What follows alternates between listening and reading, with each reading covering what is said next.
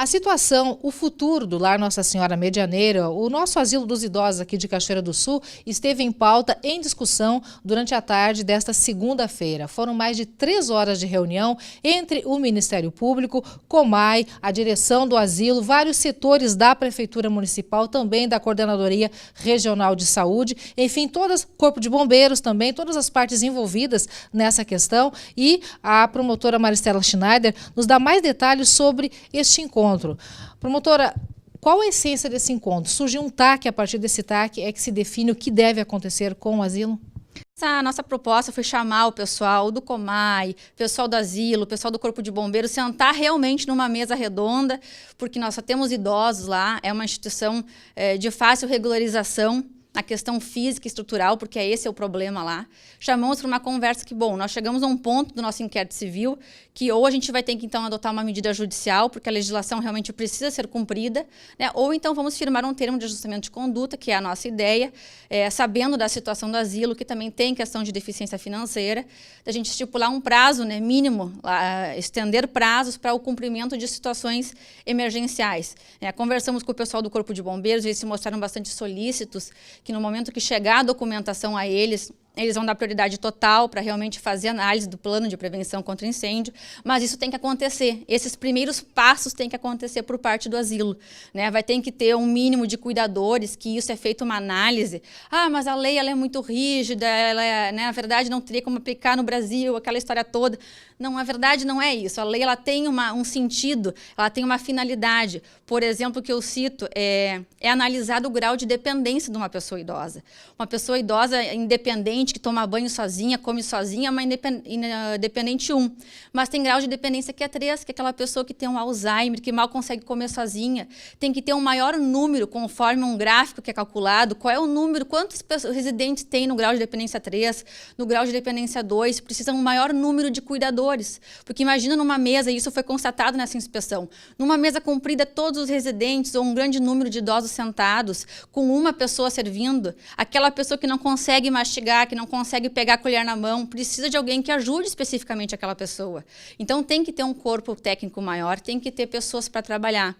A gente sabe que o asilo tem bastante voluntários, né, que prestam serviço lá, mas o voluntário ele não tem uma carga horária, ele aparece se quiser.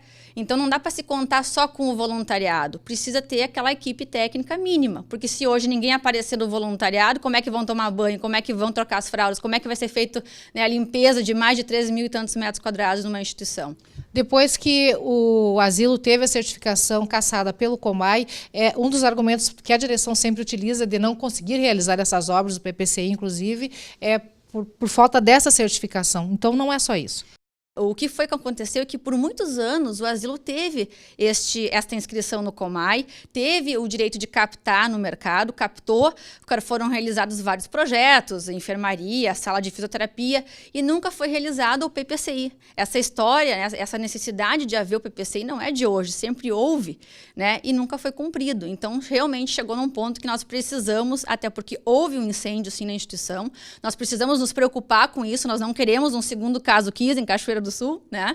E realmente são pessoas que estão naquela instituição. Recentemente teve um incêndio num asilo de Vacaria semana passada, onde 2 idosos faleceram, e justamente essa estrutura física precisa estar acobertada tecnicamente por um laudo de Corpo de Bombeiros e com uma equipe suficiente que possa correr e tomar as medidas necessárias se acontecer alguma coisa durante o dia ou durante a noite. Então, essa foi a nossa conversa, foi propor a eles, vamos fazer um TAC, a gente precisa regularizar, e de deixar bem claro aqui que o Ministério Público e todos os órgãos de fiscalização não estão querendo fechar o asilo, né, que estão sendo contra o asilo, não. Nós estamos justamente trabalhando, fazendo 3 horas de reunião, porque realmente tem uma preocupação muito grande, a gente sabe do carinho que a população tem com o asilo, né? É uma instituição que presta um bom trabalho, só que precisa realmente de mais gente trabalhando, de mais estrutura física para dar realmente bastante um local agradável, com higienização, salubre e com segurança a todos eles. Doutora, o que acontece a partir de agora na prática? O Ministério Público elabora esse TAC e, a partir de então, o que acontece? Nós vamos fazer uma minuta, né, um projeto de TAC, com cláusulas que a gente acha que realmente, hoje, com um cuidador e um técnico de enfermagem à noite, não tem condições, né, precisa ser imediatamente aumentado esse quadro de pessoal. Então, nós vamos estipular um mínimo, agora que a gente entende razoável, para dar um mínimo de segurança, não é ainda o que a lei exige, né, mas vamos estipular alguns prazos. Então, nós vamos formalizar as cláusulas desse TAC, vamos apresentar ao pessoal do asilo. Claro que também a vigilância vai dar sua contribuição, porque foi verificado também que os idosos também estão com um pouquinho de baixo de peso, nós vamos pedir que faça uma avaliação médica de todos os idosos, tudo isso para ver a situação deles e realmente, né, como é que está a parte da saúde deles. E aí vamos chamar o asilo para realmente vir a assinar esse TAC. Tudo é discutível, é claro, né, mas a gente espera chegar num consenso, porque é uma forma, a lei está aí para ser cumprida. Bom, o TAC vai ser o quê? Olha, nós não vamos, não é que nós estamos deixando de cumprir a lei, mas vamos dar um prazo para ele se readequar. Então, é uma grande oportunidade do asilo realmente vir para o nosso lar. A gente quer regularizar a situação para não precisar entrar com uma ação judicial, com pedidos, né, judiciais e decisões judiciais a ser cumpridas. A gente quer realmente que a coisa saia do papel, que tenha um primeiro passo também por parte deles. Agora, a situação financeira do asilo, bom, é uma situação que não é o órgão de fiscalização que vai dizer, a diretoria tem que sentar junto com a comunidade, daqui a pouco se organizarem, porque ela é uma instituição filantrópica, mas que cobra, né? É uma instituição privada. É cobrar um valor de um salário mínimo, de algumas pessoas até mais, conforme a ocupação, o quarto, né? Então, ele também é mantida pelos recursos dos residentes. Então, a gente tem que também exigir que haja a boa prestação de serviço. A senhora sente que em todas as partes envolvidas há uma boa vontade de que as forças sejam unidas para que a situação se resolva? Olha, por parte do Ministério Público, pelo que eu pude ver aqui, o pessoal da vigilância, do município, do COMAI, dos bombeiros, estão todo mundo se colocando à disposição para sim resolver a situação, né? E esperamos que o asilo aqui se mostrou bastante também solícito, querendo resolver, mas a gente precisa que realmente aconteça o primeiro passo. A gente percebeu e percebe no andar de toda essa situação, promotora, que no momento em que a fiscalização vai lá, a fiscalização fica de vilã. O COMAI, em um determinado momento, ficou de vilão também. Então, sempre tem tipo meio caça às bruxas em tudo isso, mas a situação é essa que agora, a partir de agora, deve mudar, todos trabalhando em conjunto, é isso? Essa também foi a ideia da reunião, né? De dar um basta, assim, não tem caça às bruxas. Na verdade, o papel da vigilância, ela tem que ir lá, ela tem que fazer o seu papel. A vigilância faz um serviço que ela olha a irregularidade, ela relata no papel. Ela não tem como negociar, o serviço dela é olhar, colocar no papel e tomar medidas. Essa é a função do fiscal. Ele aplica a lei. Da mesma forma, o COMAI não poderia dar uma autorização se a pessoa não tem regularidade jurídica, não tem alvará, não tem PPCI, ou seja, ela não existe no mundo jurídico, ela não tem autorização para funcionamento. Né? Como é que vai se permitir que ela vá no mercado negociar, pedir captação de verba se ela não está regular? Então, o COMAI também fez o seu papel dentro da legislação. O Corpo de Bombeiros também há anos aguarda esse projeto, esse plano de prevenção que tem que ser apresentado pelo asilo. Já foi apresentado em 2013, retornou para o asilo, corrigir as irregularidades e nunca mais voltou. Entende? Então, na verdade, a gente já sentou aqui todo mundo para mostrar, está todo mundo de boa vontade. Né? Na verdade, precisa o asilo dar o primeiro passo. A gente está disposto a isso através de um TAC, né? Mas realmente não tem vilões nessa história. A população precisa entender isso. Né?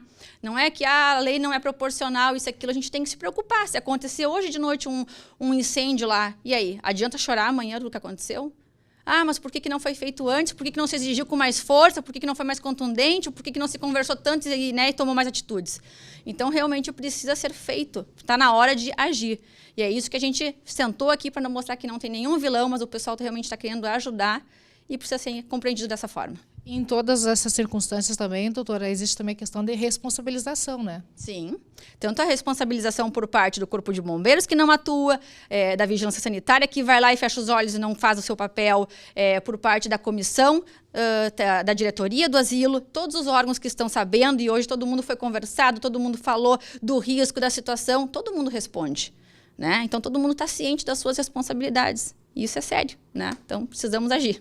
A senhora tem um prazo médio para a apresentação desta minuta do TAC? Eu pretendo fazer isso até semana que vem, já de elaborar essa minuta, passando para todo mundo conversar, né, o que acha, apresentar ao pessoal do asilo para ver se eles, né, concordam com isso. E a gente também espera que o asilo consiga, dentro da sua organização, também ter o auxílio de quem precisa para conseguir também executar isso e cumprir com o que a gente vai exigir. Obrigada por nos receber, obrigada pelas suas informações. E nós estaremos acompanhando toda a evolução dessa situação, porque é um assunto realmente que envolve a comunidade, tem aquele laço afetivo com a comunidade, mas o que a gente quer é que tudo se resolva da melhor maneira possível, com o melhor atendimento e segurança também para os idosos, para as pessoas que lá recebem assistência.